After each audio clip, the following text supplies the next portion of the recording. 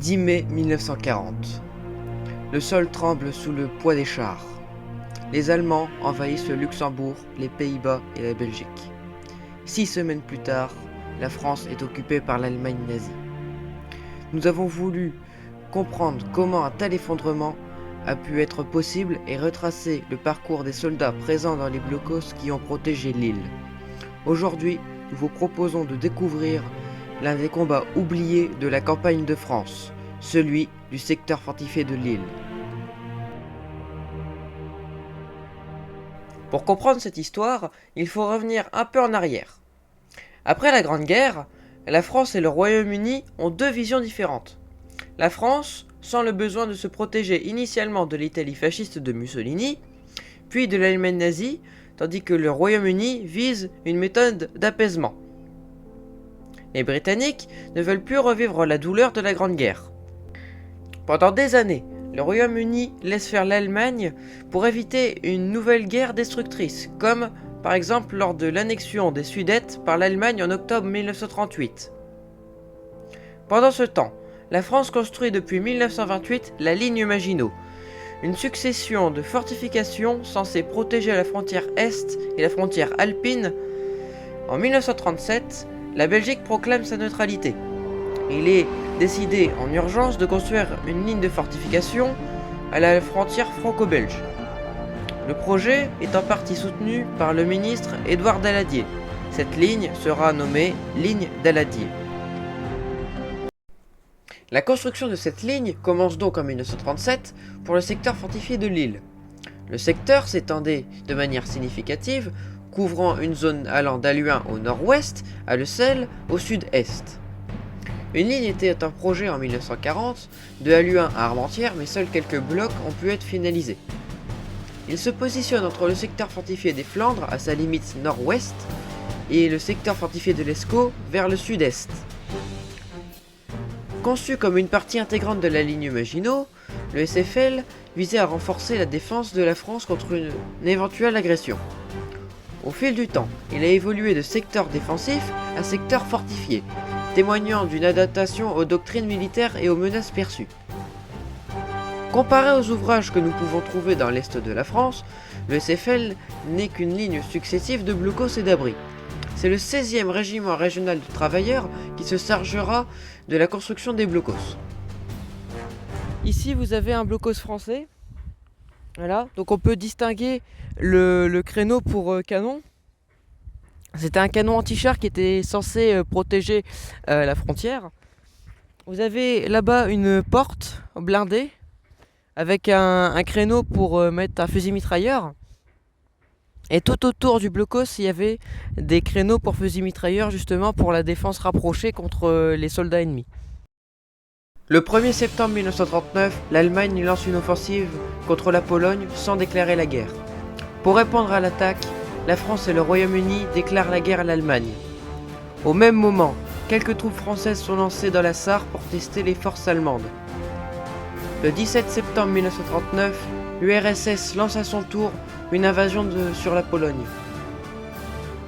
L'état-major français comprend alors que le sort de la Pologne est malheureusement scellé. Les troupes françaises présentes dans la Sarre se replient sur la ligne Maginot. Puis, plus aucun affrontement n'a lieu. C'est le début de la drôle de guerre. En octobre 1939, l'armée britannique débarque en France avec la British Expeditionary Force, le corps expéditionnaire britannique.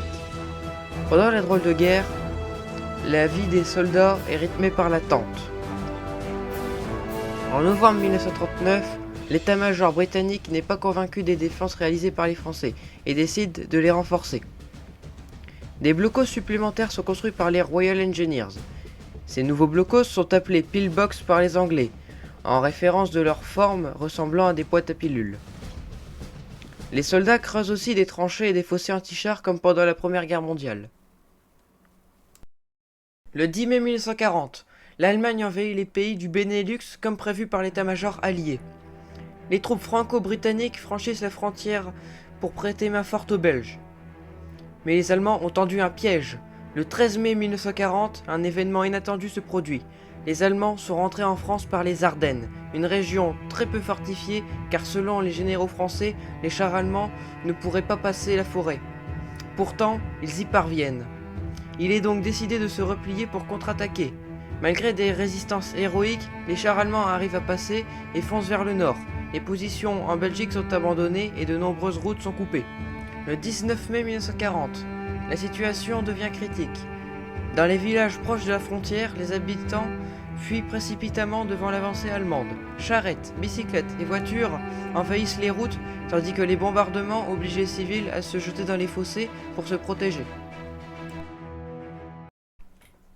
Après s'être repliés de la Belgique, les soldats stagnent sur leur position à la frontière. Les soldats sont harcelés jour et nuit par l'artillerie allemande. Les soldats en position sur la ligne sont encerclés par les Allemands qui remontent vers le nord. Les combats qui se déroulent sont des combats de ralentissement pour laisser le temps à l'état-major d'établir un plan d'évacuation de la BEF. Le 24 mai, les combats éclatent à Waterloo, notamment dans les plaines de Beaulieu. Les soldats britanniques combattent pendant plusieurs jours dans les tranchées, repoussant les Allemands. Les combats feront 31 victimes britanniques. Le 25 mai, c'est au tour de la ville de Tourcoing de se faire attaquer. Les Britanniques opposent une résistance acharnée, notamment au Rescontou. C'est ici, juste derrière moi, rue du Purgatoire, qui va se produire un événement aussi tragique qu'héroïque.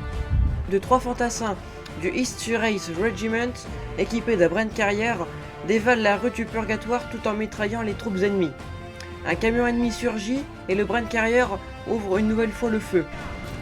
Malgré leur détermination et une attaque initialement réussie, leur véhicule fut détruit par un canon anti-char à une centaine de mètres, et les 3 hommes furent tués dans l'engagement. Ce jour-là, 12 soldats britanniques perdirent la vie dans les combats. Le conducteur du Bren Carrier n'avait que 21 ans, l'un de ses compagnons d'armes n'en avait que 19. Aujourd'hui, un monument est visible au Rescontou. Le 27 mai, les Britanniques sont contraints d'évacuer, et le 28 mai, Waterloo et Tourcoing sont sous couleurs allemandes. Non loin de là, à Sizouin, de violents combats sont en cours. Les Allemands franchissent la frontière depuis les communes avoisinant Tournai. C'est le 5e Border Regiment qui tient la zone. Le 24 mai, le régiment observe une forte concentration d'ennemis et réagit en demandant des tirs d'artillerie défensifs sur toute la zone. Cette action réussit. Dans la nuit du 26 mai, le 5e bataillon commence à se déplacer en direction de l'Équin.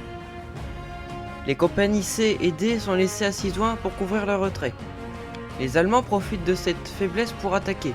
Ils sont reçus par le feu du créneau nord du petit pillbox de la Pierre Plate, qui est rapidement neutralisé par une bombe d'un bombardier Stuka. Le pillbox du moulin Foutry sera aussi endommagé par quelques obus de 20 mm. Les faces sud et nord-ouest sont criblées d'impact. Les Allemands sont aussi sous le feu du bloc de Campin qui leur tiendra tête un bon moment. Ils essayent de tirer sur le créneau avec une pluie d'obus, dont des obus explosifs de 88 mm qui rentreront et exploseront à l'intérieur. Ils tentent alors de faire sauter la porte de droite, mais cela ne fera que la déformer. Finalement, le bloc est capturé. À seulement quelques mètres de là, le petit blocos britannique des 6 chemins résiste sous un feu nourri de canons de 20 mm. Sa mission est de défendre le fossé anti-char. Peu après, l'étau se resserre autour des blocos. L'un des blocos du point d'appui de la couture se met à tirer sur l'ennemi. Le créneau est est touché à plusieurs reprises par des obus de 20 mm, tandis que le créneau nord est neutralisé par un obus de gros calibre. Plus au sud, à Bachy, le bloc de la plaine sud est pris à partie. Le créneau sud, qui était probablement armé d'un canon, est pris sous une pluie d'obus. Le bloc fait feu en direction du fossé anti-char, il sera vite capturé. Du côté allemand, la manœuvre était clairement définie. L'attaque menée contre les positions frontalières devait avant tout fixer sur place le corps expéditionnaire britannique. Le 28 mai, les troupes franco-britanniques sont enfermées dans la poche de Lille, et plus au nord dans la poche de Dunkerque. À Lille, les soldats français opposent une résistance acharnée face aux troupes allemandes. Ils se retrouvent bloqués dans plusieurs poches autour de l'île et combattent à 40 000 Français contre 110 000 Allemands. Le 1er juin, les combats cesse par manque de munitions. Les soldats ont contenu pas moins de 7 divisions allemandes mobilisées pour sécuriser la poche. À Dunkerque, l'armée britannique saborde leur matériel, avant d'embarquer sur des bateaux pour rejoindre l'Angleterre. Tous les bateaux sont réquisitionnés pour secourir les soldats. Les Britanniques sont défendus par les soldats français et belges. C'est l'opération Dynamo. Après cette évacuation qui a duré du 26 mai au 4 juin, 338 226 soldats britanniques, français et belges sont évacués, mais 80% du matériel britannique est perdu. Le secteur fortifié de Lille est officiellement dissous le 5 juin. Aujourd'hui, les blocos se dressent comme des témoins silencieux d'un sacrifice oublié. Ces ouvrages, qui ont souvent été victimes de l'urbanisation, servent de rappel poignant des batailles menées et des vies perdues dans la défense de l'île. Les blocos, disséminés dans le paysage, sont plus que de simples structures en béton. Ce sont des marqueurs historiques nous invitant à nous souvenir et à apprendre du passé.